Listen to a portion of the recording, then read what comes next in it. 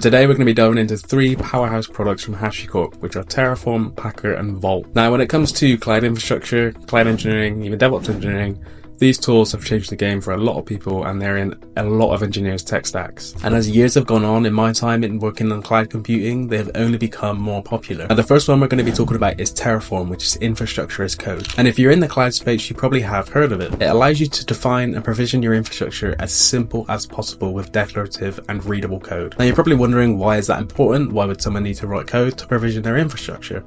Well, that's why it is important. Within a few lines of code, you can provision a network and some virtual machines, and you can set up the security. And that is exactly what Terraform does. It's kind of like magic for cloud engineers. And it also has that dry approach, do not repeat yourself. And there's also a very large community out there for Terraform where everyone creates their own modules and they can upload them to the Terraform registry. Now, I guess the question is, for some of you guys, is how is this different to native infrastructure as code tools that are relevant to the specific cloud provider? Now let's take AWS for example. They provide the ability for you to provision infrastructure as code with a tool called CloudFormation. Now the problem with CloudFormation is that it is specifically only tailored towards AWS.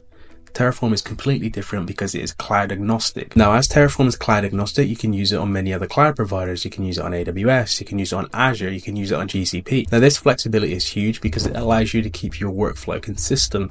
And if you're working for a very large company, more than likely you're going to be using more than one cloud provider. Now, this allows your engineers to be able to deliver architecture to cloud providers a lot more easily. If you had an engineering team just working on AWS and they were using CloudFormation, and then you wanted to go over to Azure, you have to either use Bicep, you either have to use ARM or Terraform, where you could just use Terraform for everything. And that is the main reason why I use Terraform.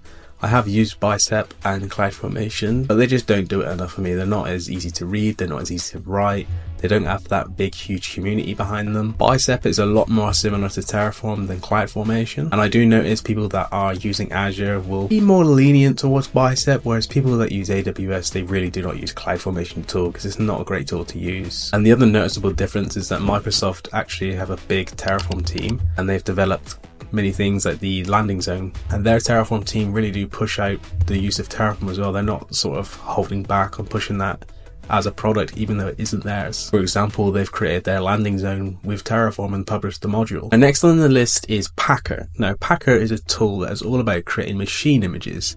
If you're already in the industry, you may refer to this as a gold image. Now, what is a gold image? The first time I come across gold images was back in the day before I was even on cloud, and I was working on a piece of infrastructure tooling called Citrix. And with Citrix, you can create gold images. Now imagine you had 200 users, and those 200 users all need to be able to use the same software. Instead of you creating 200 machines and installing 200 different pieces of software per person on each one of those machines individually, you would preload a server with all of that software, so it's already on there, and then you would deploy that server with that gold image. That way, every person who receives their new machine has all the same software, it's all kept up to date by your engineering team. And you can standardize that for development, test, production. You write a simple configuration file, which is based on the HashiCorp configuration language, the same as Terraform. Then you run it through Packer commands, and Packer goes and builds that image in your chosen cloud provider, and the image is stored in there. And the best thing about Packer as well, similar to Terraform, it works on a wide variety of providers. So it works on AWS with AMIs, it can work with Docker, it can work with Azure on virtual machine images. So that's kind of why Packer is a big deal, is the consistency. So you don't really have to worry about that element of it works on my machine, why does it not work on yours? Because the Packer image is all set up exactly the same. And not only does it make your deployment smoother, it makes your team happier because your engineers know exactly what's on that gold image,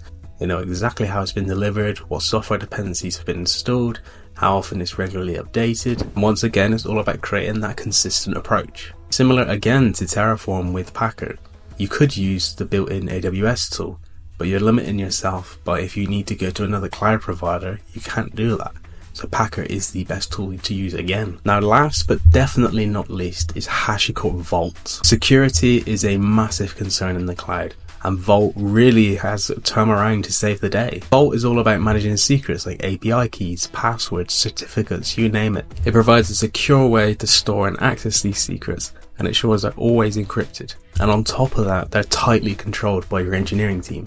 Now you may be similar with something called AWS Secrets Manager, which is great for managing secrets within the AWS ecosystem, and it's a tool that I've used in the past, and it's very easy to set up. Vault kind of offers that next level step in flexibility and control that goes beyond just that one cloud provider. One of the coolest features of Vault is dynamic secrets. Instead of handing out those long-lived credentials that you set up once and you don't really ever change again, Vault can generate them on the fly, and it can also automatically revoke them when they're not needed. Now, when it comes down to cybersecurity and we think about data leakage, that makes your environment much more secure. So there you have it, you have Terraform, Packer and Vault. 3 incredible tools from HashiCorp that every cloud engineer needs to have in their locker. And one of the reasons they have become so popular is that they solve real world problems. And these are problems that people are facing every day, even to now where people are starting to migrate to cloud still. Some companies still aren't completely all the way there, some companies are reluctant, maybe because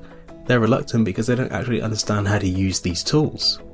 And the best thing about these tools is that they're free to learn. So whether that's automating infrastructure, standardizing environments, or securing sensitive information, HashiCorp have got you covered from all of those 3 different areas. They have amazing labs on their website for learning, there's great documentation, you have the Terraform registry. You can get certified as well on Terraform and Vault. I have the Terraform certification, so if you want to go and watch that video on how I passed, do go ahead and do that. And the other good thing about HashiCorp is that their certifications are cheap, they're not expensive compared to Microsoft and AWS. When I took the Terraform certification, I only paid around £65, and I think in dollars at the time it's between $75 and $80. Whereas if you compare that to Microsoft or AWS, usually their exams are around $150 to $300. Now, if you have enjoyed this video, don't forget to hit that like button, drop a subscribe, and also comment down below, let us know if you use any of these HashiCorp tools daily in your job or if you're actually learning them from how. And as always, I'll catch you again in the next video.